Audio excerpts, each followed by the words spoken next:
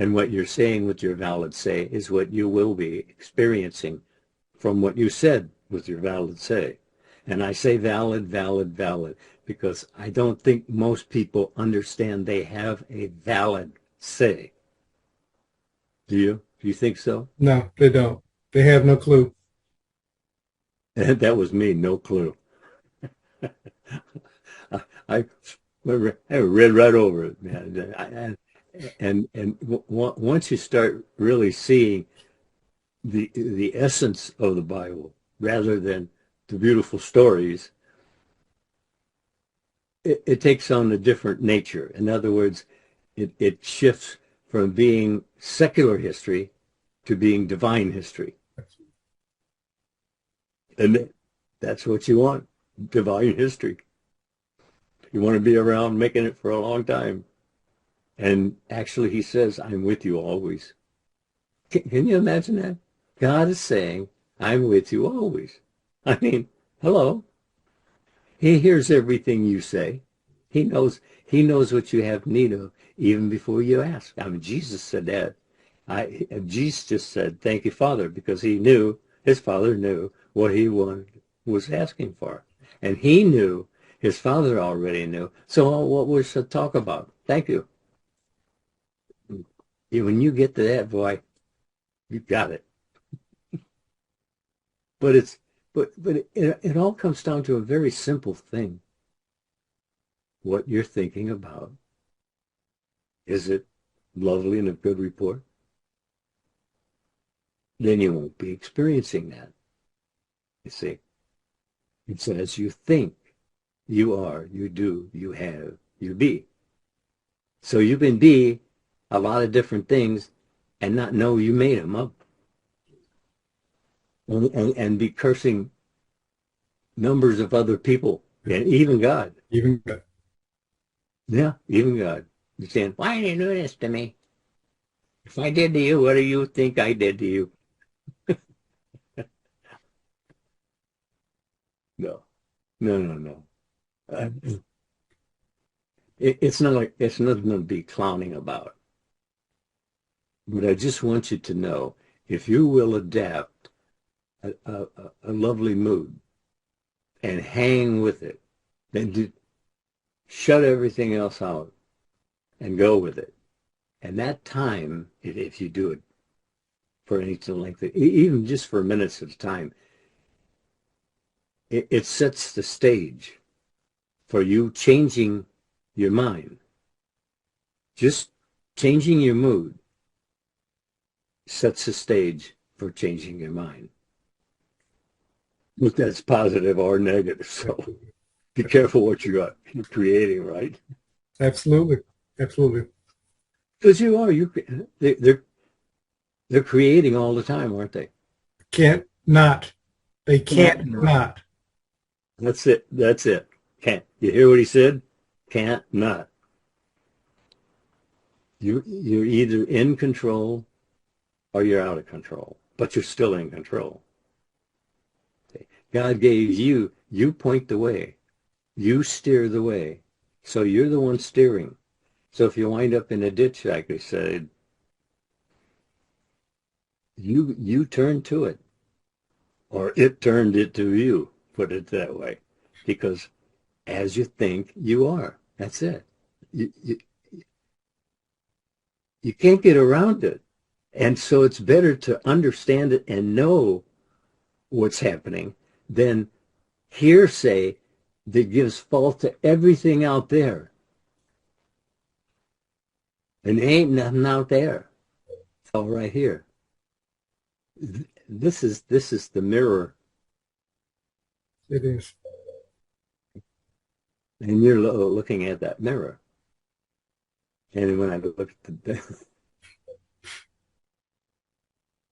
but you're told that victory is yours. That was given to you instantly when you were born. I know it starts you off real nice, hitting you on the butt, and getting starts you off crying right off the bat, and then you may wind up crying the rest of your life. You're given control, so you have to take control. See, it's like you could be going along in the car and seeing where you're going, seeing all the places passing you, but you're steering also, and you got to pay attention to your steering and not get caught up in what's going on around you. That's what you're told when you're told be in the world, but don't be of the world. And because you have a body, yeah, you have to communicate with the world, but just keep it body type communication and go your way. Because once you see that, well, it says very plainly, to the Lord belongs escape. What would he be escaping from? Me. Yeah. He'd be escaping from me going, well, enough of that. But that's the same. It's asleep. You're asleep. We're all asleep. Everyone, even God's asleep. He put it on automatic and went to sleep.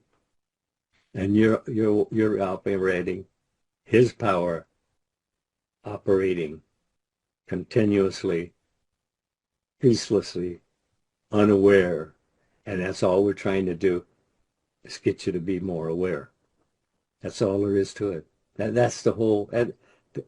That book there is about almost 4 inches thick. That's got 4 different versions of the Bible in it,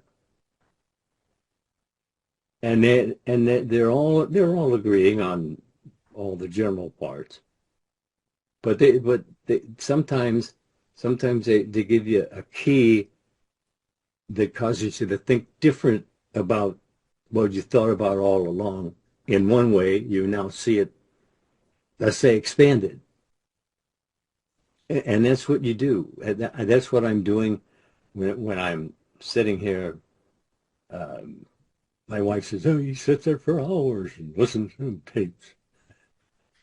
Yeah, I do, because I'll hear something and I'll go, and it sparked another complete idea, and I'll just usually click it off and sit there and open and quicken that little bit of information I got that expanded a whole idea that I'd had for a long time.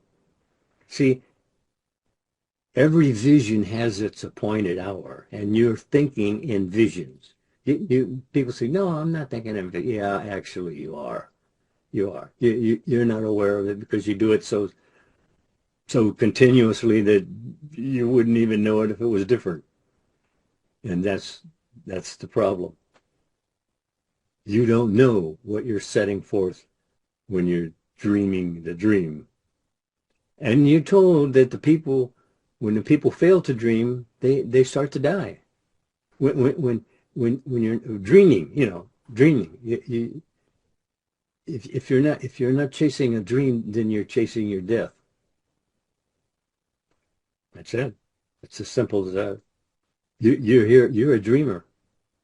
You're dreaming. In fact, that's what you are, a dream, God's dream. But he's letting you do the steering. See? So, yeah, there's quite a responsibility. Yes, it is. Yes, it is. 100% your responsibility, because he's not going to enter in. He has not a word to say. If you don't ask, you didn't ask. So that's it. And you can. You got full time all day long. Choose this day. And what are you choosing from? Whatsoever. Boy, that's really an open statement, isn't it? It is. It really is. And no parameters on it either. Uh, So I'd I'd give this some serious thought before it's too late. Yeah. Oh, that train's already gone.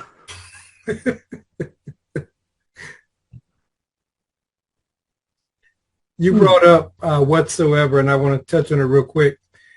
Somebody on the Facebook watched one of the videos or whatever, and they said that God doesn't give you what you want. He gives you what you need. I said, that's not the case. God gives you whatsoever. That's the choosing. That's perfectly right. And tell them you are choosing this moment. Absolutely.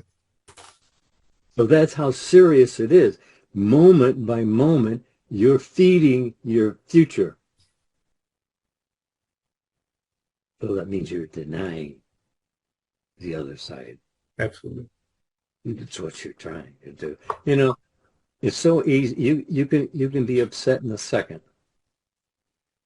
You can be in a happy mood, and always those who come in, they tell you something and your mood goes. Well, you have to watch that because the world is filled with negative moods. I mean, just walking down the street, you can see the people passing you by. You can see their faces. Those are not happy people. That's true. I mean, well, talking to a voice to visitors all the time, you get to kind of recognize certain things that are pretty well ground in, and you know that they're not really happy. Oh, they have their moments. We all have moments. I mean, we force ourselves to have moments. We must go see this or that to be happy. And then after you see it, no, develop a lovely mood, jump in that, and stay with it for the rest of your life. And it'll all go smooth. That's what we're being told. So, and then you're told, test it. Absolutely. Test me now here. This is God saying, test me now herewith and see if I will not open the windows of heaven and pour you out a blessing. You don't even have room to receive it all. Doesn't that tingle you a little or something? Yeah. I mean, you see, these are not Lindell's words. These are God's words. See, Jesus said it perfectly. I of myself can do nothing. It is the Father within. He does all the work. You see, and that's the same with us. He does all the work of making it so, but you do the work of thinking it so Hmm.